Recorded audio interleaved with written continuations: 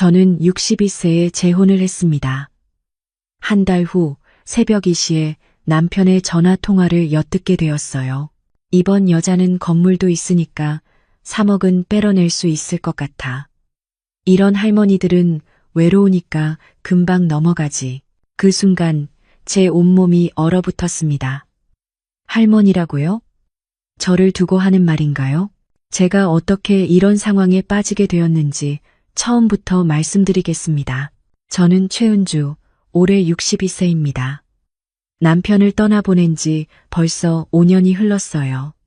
매일 아침 눈을 뜨면 텅 빈 침대 옆자리가 저를 맞이했습니다.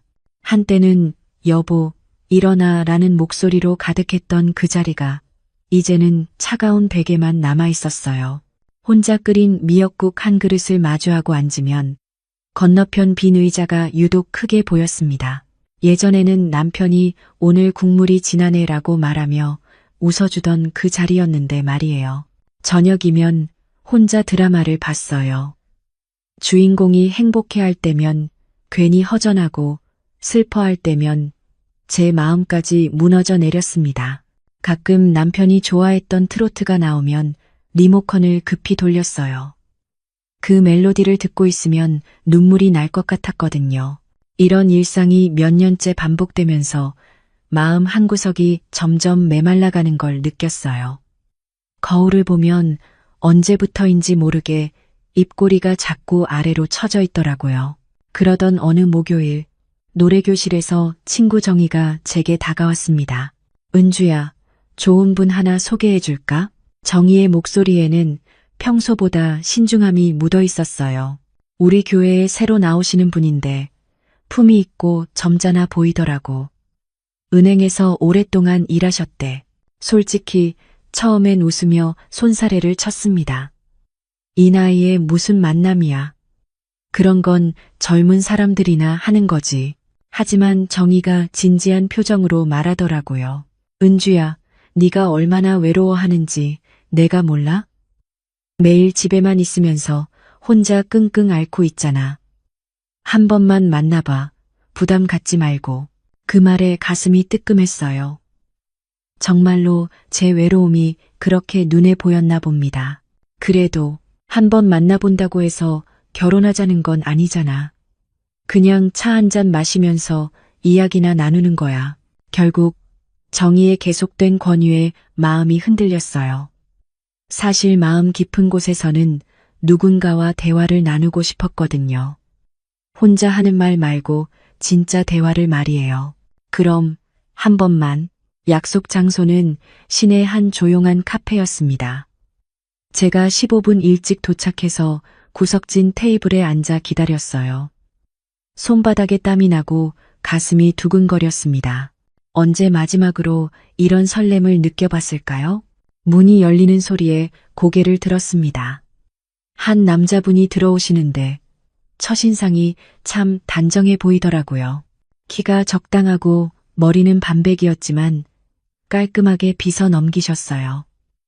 회색 정장을 입고 손에는 고급스러운 가죽 가방을 들고 계셨습니다. 최은주 씨시죠? 저는 한기철입니다. 목소리가 차분하고 낮았어요. 악수를 건네는 손도 부드러웠고요. 그 순간 이상하게 마음이 편해졌습니다. 반갑습니다. 정희가 많이 얘기해줬어요. 저도 은주 씨 이야기 많이 들었습니다. 정희 씨가 참 좋은 분이라고 하더라고요. 산덜에서 이론간 장거담반에 기철 씨가 의자를 빼며 앉는 모습도 신사답더라고요. 웨이터가 주문을 받으러 오자 여자분이 먼저 주문하세요 라고 하시는 것도 예의 바른 느낌이었어요. 저는 은행에서 35년간 근무하다가 작년에 퇴직했습니다. 기철 씨가 커피를 한 모금 마시고 말씀하셨어요. 정말 오랫동안 일하셨네요. 그렇죠. 새내기 때부터 시작해서 지점장까지 했으니까요. 자식들은 모두 독립했고 아내를 몇 년 전에 먼저 보냈어요.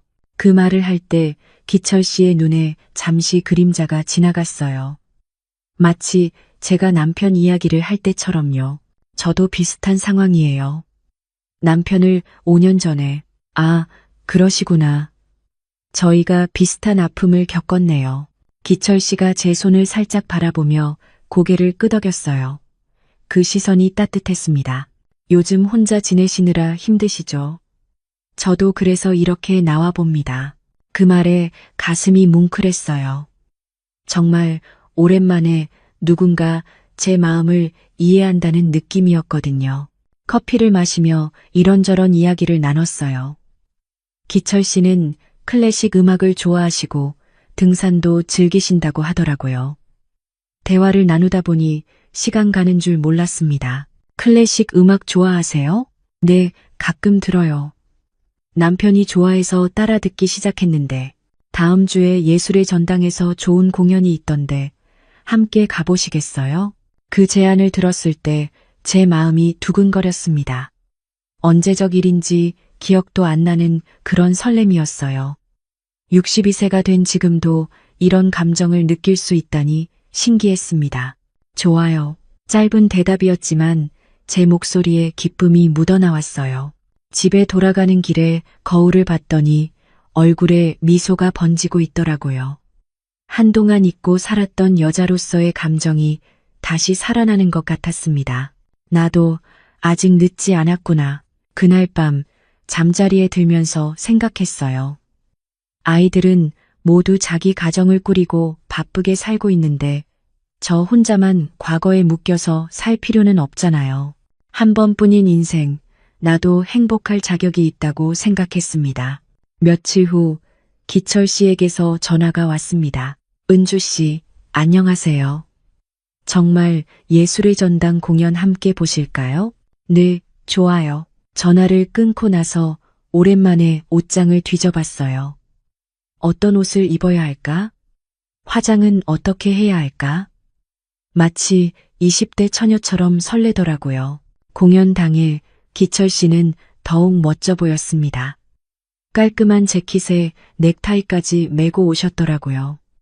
제가 진한 화장을 하고 나온 모습을 보시더니 눈이 반짝였어요. 오늘 정말 아름다우시네요. 그 한마디에 제 마음이 완전히 녹아버렸습니다.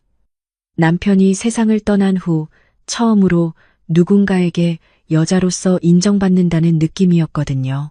공연장에서 함께 클래식을 들으며 가끔 기철 씨가 제 손등을 살짝 만지셨어요. 그럴 때마다 가슴이 두근거렸습니다. 그날 이후로 기철 씨와 자주 만나게 되었습니다. 일주일에 두세 번은 만났어요.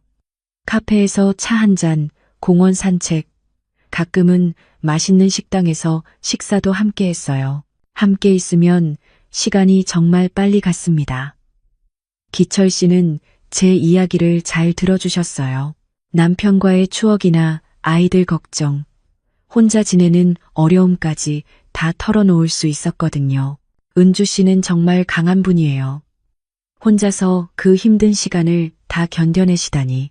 기철 씨가 제 손을 잡으며 말할 때마다 가슴이 따뜻해졌어요. 마음 한구석에서는 조금 빠른 것 아닌가 하는 생각도 들었지만 이런 감정을 언제 또 느껴볼 수 있을지 모르잖아요. 62세의 늦은 사랑이라고 해서 조심스럽게만 할 필요는 없다고 생각했습니다. 기철 씨와 만난 지 2달 정도 지났을 때였습니다. 그날도 시내 한 이탈리안 레스토랑에서 저녁 식사를 하고 있었어요. 분위기 좋은 곳이었는데 촛불이 은은하게 타오르고 클래식 음악이 잔잔하게 흘러나오더라고요. 은주 씨, 오늘 특별한 이야기가 있어서 이런 곳을 골랐습니다. 기철 씨가 말하더니 갑자기 자리에서 일어났어요. 그러고는 주머니에서 작은 상자를 꺼내는 거예요. 제 마음이 쿵 하고 떨어졌습니다. 설마 이게 그런 건가 싶어서요. 은주 씨, 저와 결혼해 주세요. 상자를 열어보니 반지가 들어 있었습니다. 다이아몬드가 밝힌 것은 아니었지만 은색이 반짝반짝 빛나더라고요. 주변 테이블에서도 저희를 보며 미소 짓고 있었어요. 순간 머릿속이 하얗게 변했습니다. 기쁘기도 하고 당황스럽기도 하고 남편과 사별한 후 이런 순간이 다시 올 줄 몰랐거든요. 가슴이 마구 두근거렸어요. 기철 씨, 제가 뭔가 말하려는데 기철 씨가 먼저 입을 열었습니다. 이건 예물 반지예요. 마음에 드시죠? 저는 고개를 끄덕였어요. 정말 꿈 같은 순간이었거든요. 하지만 기철 씨의 다음 말이 제게 찬물을 끼얹는 것 같았습니다. 그런데 은주 씨 결혼식 비용은 어떻게 준비하실 건가요? 잠깐. 뭐라고요? 방금 프로포즈를 받은 감동이 채 가시지도 않았는데 갑자기 돈 이야기가 나오니까 어리둥절했어요. 다른 테이블 사람들은 여전히 저희를 바라보며 흐뭇해하고 있는데 저만 혼자 얼음물에 빠진 것 같았습니다. 아, 그게 제가 말을 더듬거리니까 기철 씨가 부드럽게 웃으며 말했어요. 아, 너무 갑작스럽게 말씀드린 것 같네요. 하지만 현실적인 문제도 생각해야 하지 않겠어요? 요즘 결혼식 비용이 만만치 않거든요. 기철 씨는 여전히 다정한 목소리였지만 뭔가 이상했어요. 방금 전까지 로맨틱했던 분위기가 갑자기 차갑게 식는 느낌이었습니다. 홀웨딩으로 간소하게 해도 최소 몇백만 원은 들어가고 혼수도 준비해야 하고요. 저는 숟가락을 놓고 기철 씨를 바라봤어요. 이 사람이 지금 뭘 하고 있는 건지 이해가 안 됐습니다. 프로포즈와 동시에 제게 비용을 묻다니요. 마음 한구석에서 뭔가 불편한 감정이 올라왔어요. 하지만 곧바로 저 자신을 타일렀습니다. 아마 기철 씨도 퇴직 상황이라 부담스러워하는 거겠지. 요즘 남자들도 경제적으로 힘든 시대니까 기철 씨도 퇴직하신 상황이니까 부담스러우시겠어요. 제가 이렇게 말하니까 기철 씨가 안도하는 표정을 지었습니다. 역시 은주 씨는 이해심이 많으시네요. 사실 퇴직금으로 생활하다 보니 큰 돈이 나가는 게 부담스럽기도 하고요. 그러면서도 한편으로는 이상했어요. 분명히 은행에서 35년 근무했다고 했는데 퇴직금이 그렇게 넉넉하지 않나 싶어서요. 하지만 사람마다 사정이 다르니까요. 그럼 우리 조촐하게 하면 되죠. 굳이 큰 결혼식 올릴 필요 없어요. 제가 이렇게 말하니까 기철 씨가 제 손을 잡더라고요. 고마워요, 은주 씨. 정말 현명하신 분이에요. 그때 기철 씨가 또 다른 이야기를 꺼냈습니다. 그런데 은주 씨 집은 어떻게 되나요? 전세인가요? 자가인가요? 또 재산 이야기네요.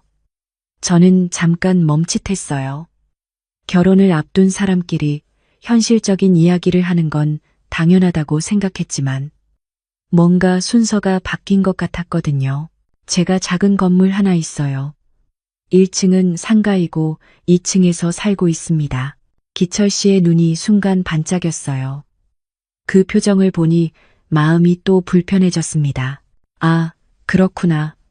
그럼 월세 수입도 있으시겠네요? 네, 조금씩은요. 제가 대답하자 기철 씨가 환한 미소를 지었습니다. 그 미소가 왜 그렇게 어색하게 보였을까요? 은주 씨 같은 분을 만나서 정말 다행이에요. 저 같은 남자랑 결혼해 주신다니 달콤한 말이었지만 뭔가 어색했어요. 마치 제 재산을 확인한 다음에 하는 말 같았거든요. 집에 돌아가는 길에 계속 생각했습니다. 결혼할 사람이니까 서로의 경제 상황을 알고 싶어 하는 게 이상한 건 아니겠죠. 하지만 프로포즈 하면서 바로 돈 이야기를 하는 게 조금은 성급한 것 같았어요. 그래도 저는 마음을 다잡았습니다. 이런 현실적인 문제도 결혼 전에 정리해야 하는 거니까요. 기철 씨도 나름대로 신중하게 생각하고 있는 거겠죠. 기철 씨와 결혼하기로 한 소식을 아이들에게 전했을 때의 반응을 지금도 잊을 수가 없어요. 먼저 딸 수정이에게 전화를 걸었습니다. 수정아, 엄마가 좋은 분 만났어. 결혼하기로 했다. 전화 너머로 수정이가 숨 쉬는 소리만 들렸어요. 한참 후에야 목소리가 나왔습니다. 엄마, 갑자기 무슨 소리세요? 언제부터 만나셨어요? 두어 달 됐지. 한기철 씨라고 은행에서 퇴직하신 분이야. 2달 만에 결혼을 결정하셨다고요? 너무 성급한 거 아니에요? 수정이의 목소리에 당황스러움이 묻어났어요. 간호사로 일하면서 많은 사람을 봐온 딸이라 그런지 직감적으로 뭔가 이상하다는 걸 느끼는 것 같았습니다. 수정아, 엄마도 이제 62살이야. 언제까지 혼자 살 수는 없잖니. 그렇다고 해도 너무 빨라요. 그분에 대해서 제대로 알아보기나 하셨어요? 제가 전화를 끊고 나서 바로 아들 도연이에게도 연락했습니다. 아들의 반응은 더욱 차가웠어요. 엄마, 정신 차리세요. 요즘 그런 사기꾼들이 얼마나 많은데요. 야, 도연아, 엄마를 뭘로 보고 그런 말을 하니? 엄마가 세상 물정을 모르시잖아요. 특히 남자들 말에 잘 넘어가시고. 아들의 말이 가슴에 박혔습니다. 남편 없이 홀로 이 집안을 지켜온 제가 세상 물정을 모른다니요. 억울하면서도 화가 났어요. 며칠 후 일요일 저녁이었습니다. 문 밖에서 초인종이 울렸는데 나가보니 도연이가 서 있더라고요. 평소보다 표정이 심각했어요. 엄마, 들어가도 될까요?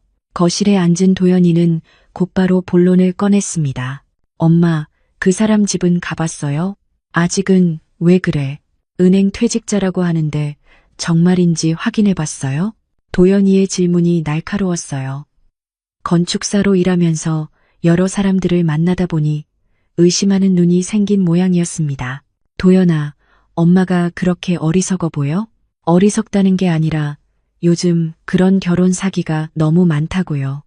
특히 나이 드신 여성분들을 노린다고 하던데. 그 말에 제 머리끝까지 화가 올라왔어요.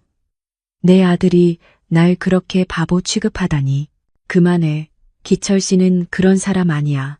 얼마나 점잖고 신사적인 분인데. 엄마, 그런 사람들이 더 위험하다고요. 겉보기에는 다 신사처럼 보이거든요. 너 지금 엄마 판단력을 무시하는 거야? 목소리가 점점 높아졌어요. 아들이 제 선택을 전혀 믿지 않는다는 게 너무 서러웠거든요. 그때 도연이가 휴대폰을 꺼내더니 뭔가를 보여줬어요. 엄마, 이거 보세요. 인터넷에서 찾아본 건데 한기철이라는 이름으로 사기당했다는 글이 있어요. 그게 같은 사람이라는 보장이 어디 있어? 동명이인일 수도 있잖아. 그래도 조심하는 게 좋지 않을까요? 만약 진짜 좋은 분이라면 시간을 두고 천천히 알아가도 되잖아요. 하지만 저는 도연이의 말을 듣고 싶지 않았어요. 남편이 세상을 떠난 후 얼마나 외로웠는지, 매일 밤 혼자 누워서 얼마나 쓸쓸했는지 아이들은 모르거든요. 도연아, 엄마 마음 몰라줘도 돼. 하지만 엄마 인생에 간섭하지는 마.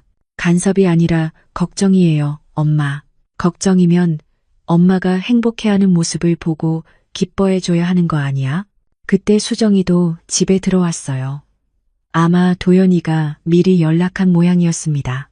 엄마, 저희가 왜 이러는지 아시죠? 엄마를 사랑하니까 그래요. 수정이가 제 손을 잡으며 말했어요. 그분과 만난 지 겨우 2달인데 결혼을 결정하시다니 너무 성급해 보였어요. 성급하다고 생각하는 건 너희들이고 엄마는 확신이 서는 걸. 무엇 때문에 확신이 서세요? 그분이 엄마를 진심으로 대해주거든. 외로운 엄마 마음을 누구보다 잘 이해해 주시고 아이들의 표정이 안쓰러워졌어요. 하지만 저는 이미 마음을 정했습니다. 너희들은 각자 가정이 있고 바쁘게 살잖아. 엄마만 혼자 남겨두고 말이야. 엄마 인생은 내가 선택한다. 62살까지 살아보고 판단하는 건데 왜 못 믿어주는 거야? 목소리에 힘을 주어 말했습니다. 아이들이 모르는 게 있었어요. 기철 씨와 함께 있을 때의 그 따뜻함, 누군가 제 이야기를 들어주는 그 고마움을 말입니다. 그래도 시간을 좀 더 두고 생각해 보세요. 도연이가 마지막으로 부탁했지만 제 마음은 이미 기울어져 있었어요. 아니야. 늦은 나이에 만난 사랑인데 무슨 시간을 더 둬. 기철 씨도 기다리고 계셔. 그날 밤 아이들이 돌아간 후 혼자 앉아서 생각했어요. 정말 내가 성급한 걸까? 하지만 곧 고개를 저었습니다. 이 외로움을 아이들은 모르거든요. 매일 밤 혼자 잠들 때 그 공허함을요. 아이들과의 갈등 이후 며칠이 지났을 때였습니다. 기철 씨에게서 전화가 왔어요. 은주 씨, 아이들이 반대한다고 들었는데 괜찮으세요? 네, 처음에는 다들 그런 것 같아요. 시간이 지나면 이해해 줄 거예요. 그럼 다행이네요. 그런데 은주 씨, 저희 언제 혼인신고할까요? 갑작스러운 제안에 저는 잠시 말문이 막혔어요. 벌써요? 조금 더 시간을 두고, 은주 씨, 저희 나이가 젊은 것도 아니고 너무 오래 끌 필요는 없지 않을까요? 아이들 눈치만 보다가 언제까지 기다릴 건가요? 기철 씨의 목소리에 살짝 조급함이 묻어났어요. 하지만 한편으로는 맞는 말이기도 했습니다. 이미 60대 중반인데 무엇을 더 기다린다는 건지요. 그렇긴 하지만 큰 결혼식 말고 조용히 시작합시다. 혼인신고만 먼저 하고 나중에 아이들이 마음을 열면 그때 가족 모임이라도 하고요. 기철 씨의 제안이 합리적으로 들렸어요.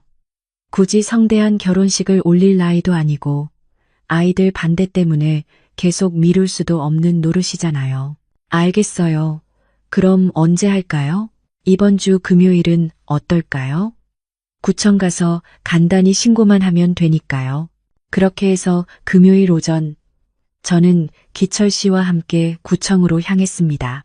가는 길에 마음이 복잡했어요. 기쁘기도 하고 떨리기도 하고 한편으로는 아이들에게 미안하기도 하고요. 구청 민원실은 생각보다 한적했어요. 직원분이 친절하게 안내해 주셨습니다. 혼인신고서 작성하시고 신분증과 가족관계증명서 준비해 주세요. 신고서를 작성하면서 손이 떨렸어요. 남편과 사별한 후 처음으로 다시 누군가의 배우자가 되는 순간이었거든요. 성함은 한기철, 생년월일은 기철 씨가 차근차근 신고서를 작성하는 모습을 보니 이게 현실이라는 게 실감났습니다. 정말로 저희가 부부가 되는 거구나. 자, 도장 찍으시면 됩니다. 직원분의 안내에 따라 도장을 찍었어요. 탁 하고 도장이 찍히는 순간 마음 한구석이 뭉클했습니다. 축하합니다. 이제 정식 부부시네요. 직원분이 웃으며 말씀하셨어요. 기철 씨가 제 손을 잡으며 미소를 지었습니다. 이제 정말 한 가족이 됐네요, 여보. 여보라는 호칭이 어색하면서도 새로웠어요.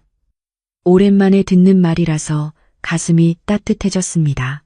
구청을 나와서 기철 씨가 말했어요. 점심이라도 맛있는 걸로 먹을까요? 기념일인데. 좋아요. 저희는 근처 한정식 집으로 갔습니다. 개인실로 안내받아서 둘이 조용히 식사를 했어요. 앞으로 잘 부탁드려요, 여보. 기철 씨가 술잔을 들며 말했습니다. 저도 잔을 들어 부딪혔어요. 저야말로요.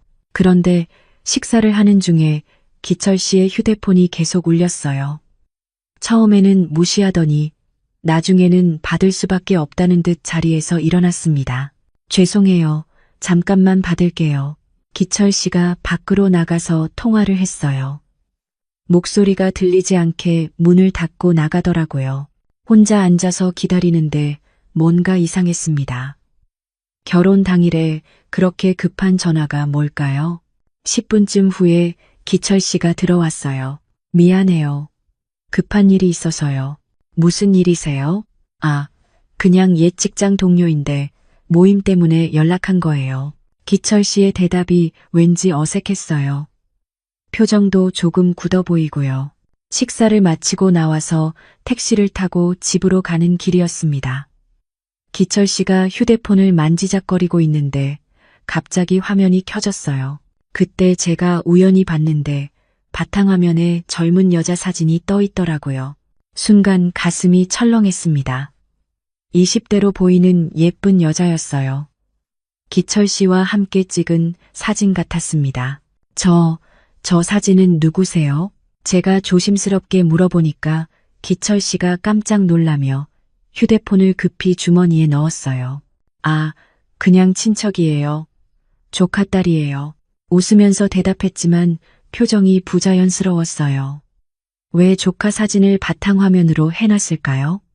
그리고 왜 그렇게 당황하며 숨기려 하는 건지요. 조카요? 네, 막내 동생 딸이에요. 예쁘죠? 기철 씨가 억지로 웃으며 말했지만 제 마음속에는 불안이 스며들기 시작했어요. 뭔가 이상했거든요. 조카라고 하기에는 너무 친밀해 보이는 사진이었어요. 집에 도착해서도 그 장면이 계속 머릿속에 맴돌았습니다. 혼인신고를 한 당일에 이런 의혹이 생기다니요. 아이들 말이 맞았던 걸까요? 하지만 저는 애써 그런 생각을 떨쳐내려 했어요. 단순히 조카일 수도 있잖아요. 제가 너무 예민하게 반응하는 건 아닌가 싶었습니다. 그날 밤 잠자리에 들면서도 계속 그 여자 사진이 떠올랐어요. 분명히 20대 초반으로 보이는 예쁜 여자였는데 기철 씨와 어깨를 나란히 하고 찍은 사진이었거든요. 아니야, 그냥 가족 사진일 거야. 스스로를 달래봤지만 마음 한구석의 불안은 쉽게 가시지 않았습니다. 오늘 결혼을 한 날인데 왜 이렇게 마음이 무거울까요? 새벽에 잠이 깨서 생각해봤어요. 아이들이 그렇게 걱정했던 이유가 있었던 걸까요? 하지만 이미 혼인신고까지 마친 상황에서 이런 생각을 하는 제 자신이 한심하기도 했습니다. 혼인신고를 한 지 일주일이 지났을 때부터 기철 씨의 모습이 조금씩 달라지기 시작했습니다. 처음에는 아주 미세한 변화여서 제가 예민하게 받아들이는 건가 싶었어요.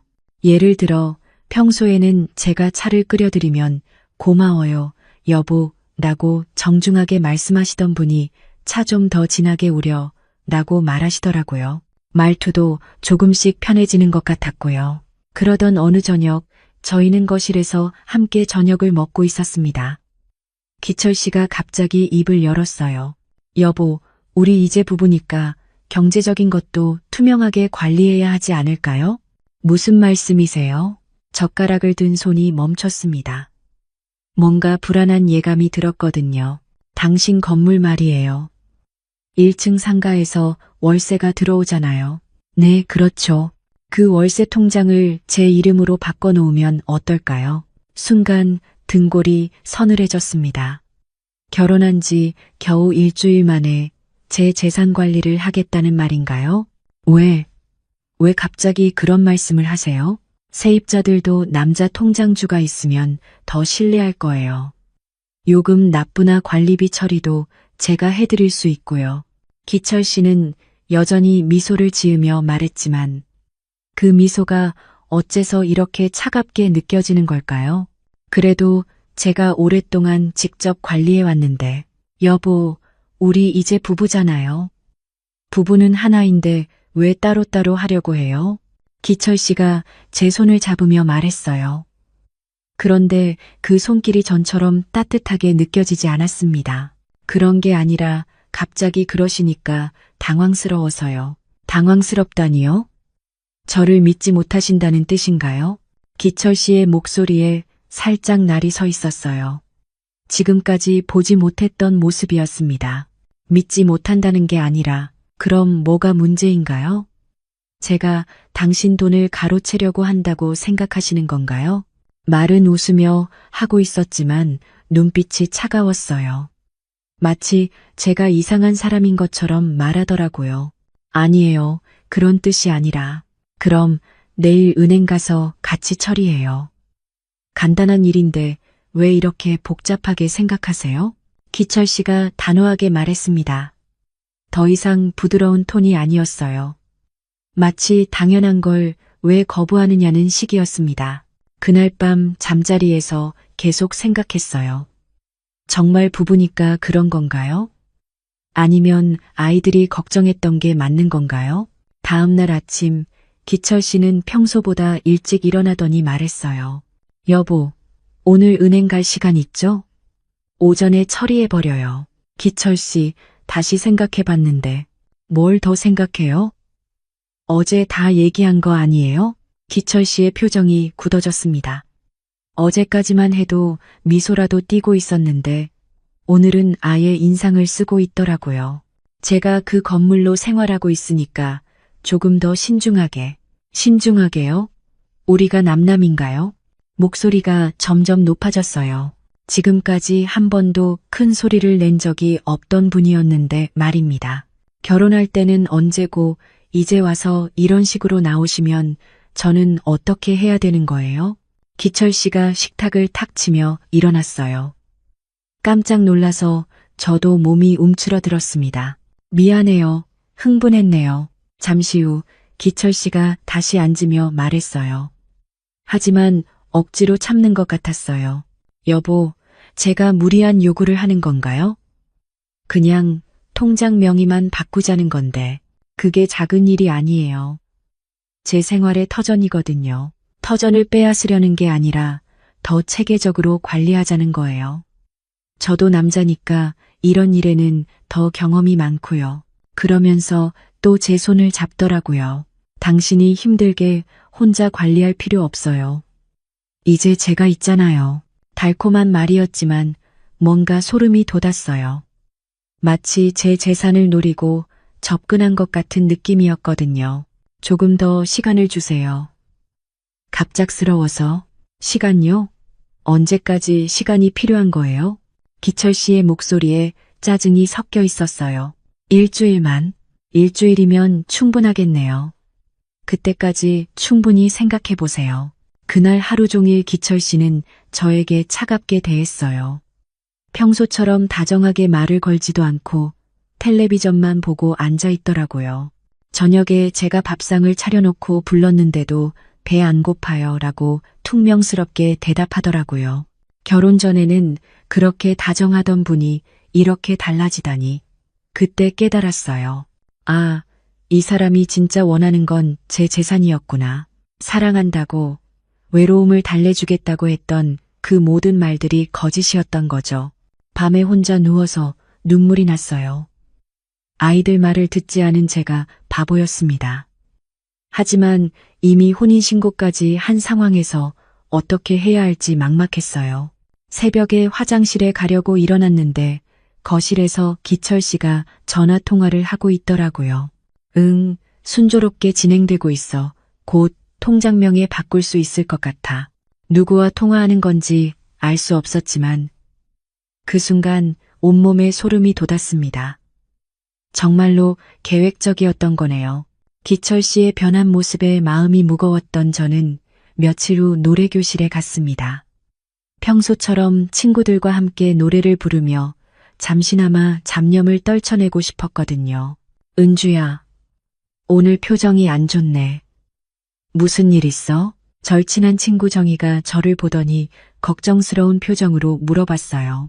아니야, 별일 없어. 애써 괜찮은 척했지만 정희는 제 마음을 이미 눈치챈 것 같았습니다. 결혼 생활 어때? 남편분이 잘해줘? 응, 잘해줘. 거짓말이었어요. 요즘 기철 씨는 예전 같지 않았거든요. 매일 통장 이야기만 하고 제가 거부하면 차갑게 대했습니다. 노래 교실이 끝난 후 정희가 저를 불러 세웠어요. 은주야, 커피 한잔 할까? 할 얘기가 있어. 근처 카페에 앉아서 정희가 조심스럽게 말을 꺼냈습니다. 은주야, 너 남편 말인데 왜? 무슨 일이야? 정희의 표정이 심각해서 가슴이 두근거렸어요. 혹시 한기철이 맞지? 응, 맞아. 왜? 은주야, 이거 어떻게 말해야 할지 모르겠네. 정희가 한숨을 쉬며 주변을 둘러봤어요. 마치 누가 엿들을까봐 조심하는 것 같았습니다. 정희야, 무슨 일인지 얘기해줘. 답답해. 우리 교회에 다니는 김 집사님 있잖아. 그분이 그러는데. 정희가 말을 더듬거렸어요. 뭐라고? 한기철이라는 사람이 전에 국제 결혼 사기를 쳤다는 소문이 있대. 순간 머릿속이 하얗게 변했습니다. 뭐라고요? 뭔 소리야? 그게 김 집사님 친구분이 그 사람한테 당했다는 거야. 베트남 여자랑 결혼시켜준다고 해서 돈을 맡겼는데 그냥 사라져버렸대. 제 손이 떨리기 시작했어요. 커피잔을 들여다가 내려놓았습니다. 설마 동명이인 아닐까? 은주야, 나도 그러길 바라. 하지만 나이나 생김새 묘사가 너무 비슷해. 정희의 목소리가 점점 작아졌어요. 언제 일이래? 작년 일이래. 그것도 여러 명한테 그랬다는 소문이 있어. 가슴이 철렁 내려앉았습니다. 작년이라면 저와 만나기 바로 전이네요. 정확한 건 확인해 봐야겠지만 혹시 몰라서 얘기하는 거야. 너 걱정돼서. 정희가 제 손을 잡아줬어요. 하지만 제 마음은 이미 혼란스러워져 있었습니다. 그 김 집사님한테 자세히 물어볼 수 있어? 응, 물어볼게. 하지만 은주야, 너 괜찮아? 얼굴이 하얗게 됐어. 응, 괜찮아. 그냥 충격적이어서. 집에 돌아가는 길에 머릿속이 복잡했어요. 정말 기철 씨가 그런 사람일까요? 아니면 단순한 소문일까요? 집에 도착했을 때 기철 씨는 거실에서 텔레비전을 보고 있었어요. 다녀왔어요. 응. 시큰둥한 대답이었어요. 요즘 들어 인사조차 건성으로 받더라고요. 저녁을 준비하면서도 정희의 말이 계속 머릿속을 맴돌았습니다. 국제 결혼 사기라니. 정말 그런 일이 가능한 건가요? 여보, 저녁 드세요. 밥상을 차려놓고 불렀는데 기철 씨가 식탁에 앉으며 또 그 이야기를 꺼냈어요. 통장 이야기는 생각해봤어요? 또 그 얘기네요. 요즘 만나기만 하면 통장 이야기만 하는 것 같아요. 조금 더 시간이 뭐가 더 필요해요? 일주일이라고 했는데 벌써 사흘 지났잖아요. 기철 씨의 목소리에 짜증이 섞여 있었어요. 그때 정희의 말이 더욱 생생하게 떠올랐습니다. 혹시 정말 제 재산을 노리고 접근한 건 아닐까요? 기철 씨, 혹시 전에 국제결혼 중개 일하신 적 있어요? 조심스럽게 물어봤더니 기철 씨의 표정이 순간 굳어졌어요. 왜 갑자기 그런 걸 물어봐요? 그냥 궁금해서요. 없어요. 그런 거 한 적 없어요. 너무 빨리 부인하는 것 같았어요. 그리고 표정도 어색했고요. 은행에서만 일하셨죠? 당연히 그렇죠. 왜 자꾸 이상한 걸 물어봐요? 기철 씨가 젓가락을 탁 놓으며 말했어요. 누가 이상한 소리라도 했어요? 아니에요. 그냥이 뭐예요? 분명히 누가 뭔가 말했을 거 아니에요. 기철 씨의 목소리가 점점 날카로워졌어요. 왜 이렇게 예민하게 반응하는 걸까요? 그날 밤 잠자리에서 계속 생각했어요. 정희의 말이 사실이라면? 정말 기철 씨가 결혼 사기꾼이라면? 하지만 한편으로는 믿고 싶지 않았어요. 그렇게 다정했던 분이 어떻게 그런 사람일 수 있을까요? 아마 근거 없는 소문일 거예요. 며칠 후 정희에게서 전화가 왔어요. 은주야, 김 집사님한테 자세히 물어봤어. 뭐래?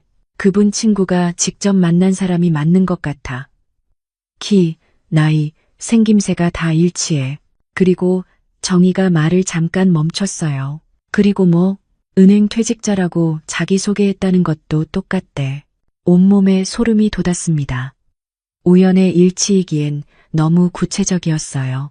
정희야, 확실한 거야? 김 집사님이 그분 친구한테 사진까지 보여달라고 했는데 못 보여주겠다고 하더래.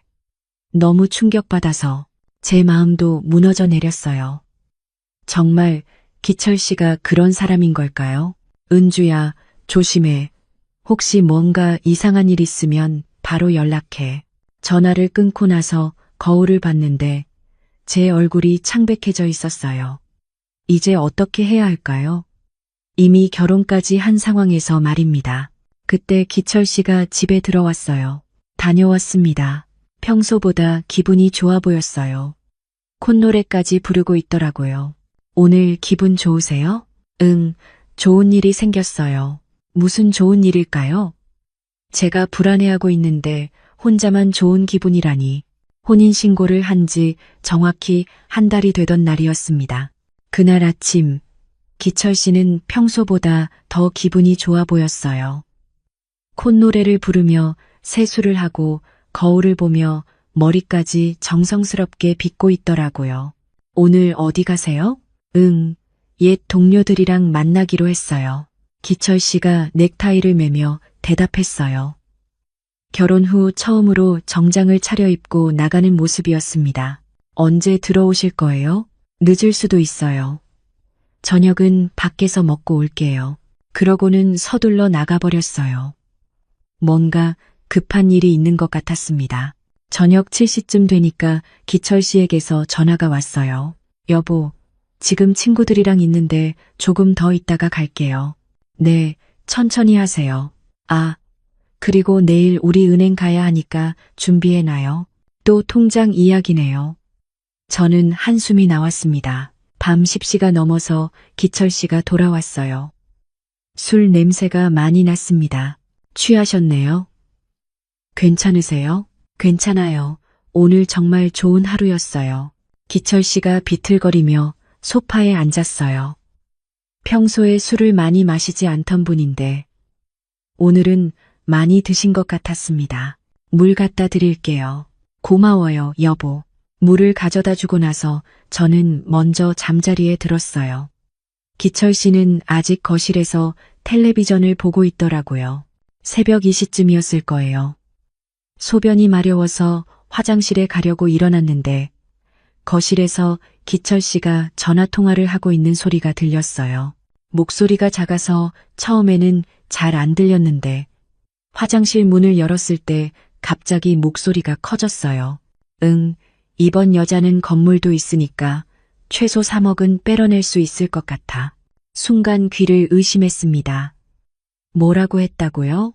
한 달 동안 충분히 감정을 끌어올렸고 이제 슬슬 통장부터 넘겨받을 때가 됐어. 온몸이 얼어붙었어요. 3억? 빼뤄낸다? 저를 두고 하는 말인가요? 걱정 마.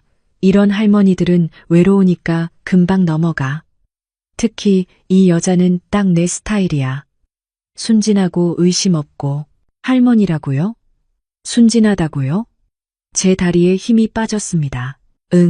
통장명에 넘겨받으면 바로 돈 빼고 튀면 돼. 이번에도 완벽하게 성공할 거야. 화장실 벽에 손을 짚고 서 있는 제 자신을 발견했어요. 온몸이 떨려서 서 있을 수가 없었거든요. 전에 베트남 여자 소개해준다고 속인 것처럼 이번에도 쉽게 끝날 거야. 베트남 여자? 정희가 말한 그 국제 결혼 사기 말인가요? 맞아. 나도 이 나이에 이런 일로 먹고 살 줄 몰랐지. 그래도 이게 가장 쉬운 돈벌이야. 제 머릿속이 하얗게 변했습니다. 모든 퍼즐 조각이 맞춰지는 순간이었어요. 다정했던 첫 만남, 급작스러운 프로포즈, 결혼식 비용 이야기, 휴대폰 속 여자 사진, 통장명의 변경 요구. 모든 것이 계획된 것이었던 거예요. 그래, 내일 은행 가서 통장 넘겨받으면 바로 시작이야. 이 여자 바보라서 의심도 안 해. 바보라고요? 저를 바보라고 하는 거예요? 눈물이 왈칵 쏟아졌습니다. 분노보다는 배신감이 더 컸어요. 정말 사랑한다고 생각했던 사람이 저를 이렇게 우습게 보고 있었다니. 돈 빼면 바로 연락할게. 이번엔 정말 대박이야. 기철 씨가 전화를 끊는 소리가 들렸어요. 저는 조용히 화장실 문을 닫고 변기 뚜껑에 앉았습니다. 어떻게 해야 할지 모르겠어요. 이 사실을 어떻게 받아들여야 할까요? 남편이라고 믿었던 사람이 사실은 결혼 사기꾼이었다니. 62년을 살아오면서 이런 충격은 처음이었어요. 한참을 화장실에 앉아서 울었습니다. 억울하고 분하고 창피하기도 했어요. 아이들이 그렇게 말렸는데 제가 고집을 부렸잖아요. 10분쯤 지나서 조용히 나왔는데 기철 씨는 이미 잠들어 있었어요. 코를 골며 편안하게 자고 있더라고요.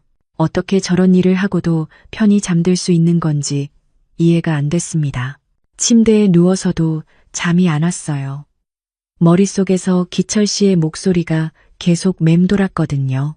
3억은 빼뤄낼 수 있을 것 같아. 이런 할머니들은 외로우니까 금방 넘어가. 순진하고 의심 없고 바보라서 의심도 안 해. 그동안 얼마나 우스꽝스러웠을까요? 기철 씨가 다정하게 대할 때마다 혼자 행복해했던 제 모습이 얼마나 한심했을까요? 새벽 5시가 되도록 잠을 이룰 수 없었어요.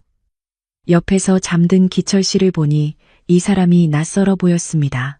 어떻게 이렇게 완벽하게 속일 수 있을까요? 그때 결심했어요. 더 이상 당할 수는 없다고. 제가 바보같이 당하고만 있을 수는 없다고. 아침에 일어나서 기철 씨가 세수하는 소리를 들으며 생각했습니다. 오늘 은행에 가자고 하겠지만 절대 따라가면 안 되겠어요. 하지만 어떻게 해야 할지는 막막했습니다. 혼인신고까지 한 상황에서 어떻게 벗어날 수 있을까요? 그리고 이미 너무 많은 정보를 알려준 건 아닐까요? 가슴이 답답하고 머리가 아팠어요. 한 달 전만 해도 행복한 재혼을 꿈꿨는데 이제는 어떻게 살아야 할지 모르겠습니다.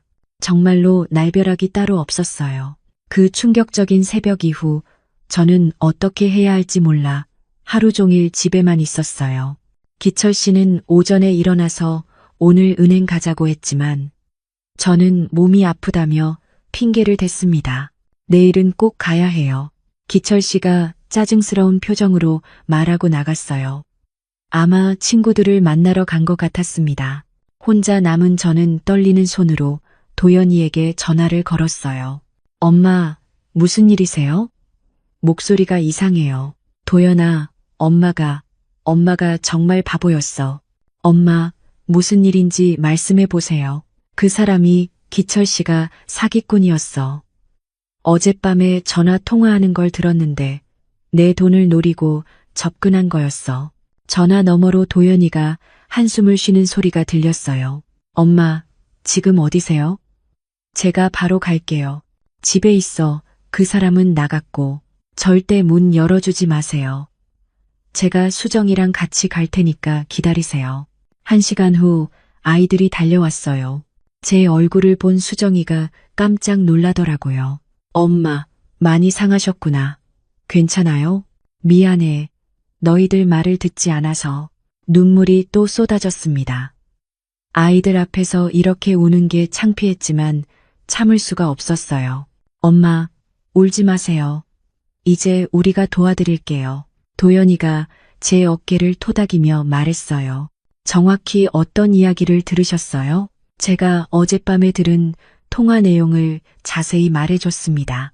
3억을 빼뤄낼 수 있다는 말, 할머니들은 외로워서 금방 넘어간다는 말, 바보라서 의심도 안 한다는 말까지요.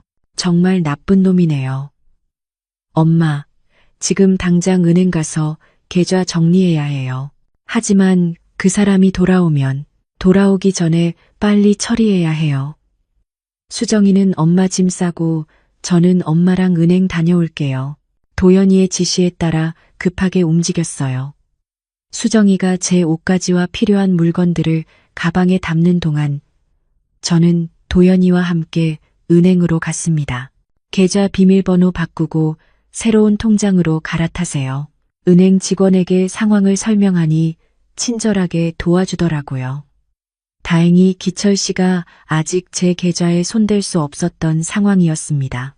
엄마, 앞으로는 이 통장 정보 절대 누구에게도 알려주시면 안 돼요. 알겠어. 은행 업무를 마치고 집으로 돌아오니 기철 씨가 와 있었어요. 현관문 앞에 서서 초인종을 계속 누르고 있더라고요. 왜 문을 안 열어줘요? 열쇠도 안 맞고. 수정이가 미리 현관 비밀번호를 바꿔놨던 것 같아요. 기철 씨, 저희 이야기할 게 있어요. 도연이가 앞장서서 문을 열어줬어요. 누구세요? 엄마, 아들입니다. 안으로 들어가시죠. 거실에 앉은 기철 씨의 표정이 굳어 있었어요. 뭔가 이상하다는 걸 눈치챈 것 같았습니다. 어젯밤 통화 내용 다 들었어요. 도연이가 단도직입적으로 말했어요. 무슨 통화요? 3억 빼뤄낸다고 하던 그 통화 말이에요. 기철 씨의 얼굴이 하얗게 변했어요. 그게 무슨, 이제 그만하세요. 저희가 다 알고 있어요. 수정이도 나서서 말했어요. 결혼 사기죠? 국제결혼 사기도 하셨고, 기철 씨가 갑자기 일어나더니 현관으로 향했어요. 잠깐, 어디 가세요? 제가 왜 여기서 이런 소리를 들어야 해요? 도망가시면 경찰에 신고할 거예요. 도연이의 말에 기철 씨가 멈춰섰어요. 지금까지 엄마한테서 가져간 게 있으면 다 돌려주세요. 가져간 거 없어요. 그럼 혼인신고 취소하고 조용히 사라지세요. 그날 저녁 기철 씨는 짐을 챙겨서 나갔어요. 마지막까지 할 말이 없다는 듯 고개를 숙이고 나가더라고요. 며칠 후 도연이가 경찰서에 신고를 했어요. 수사 결과 기철 씨는 전국을 돌아다니며 중년 여성들을 상대로 결혼 사기를 쳐온 전과자였습니다. 피해자가 10명이 넘어요. 엄마만 당한 게 아니에요. 경찰관이 설명해 주는 걸 들으니 더욱 화가 났어요. 저만 바보였던 게 아니라 다른 분들도 똑같이 당했다는 거잖아요. 다행히 엄마는 큰 피해 없이 빠져나오셨어요. 다른 분들 중에는 집까지 뺏긴 분도 있대요. 정말 운이 좋았던 것 같아요. 아이들이 빨리 도와줘서 큰 피해는 막을 수 있었거든요. 하지만 마음의 상처는 쉽게 아물지 않았어요.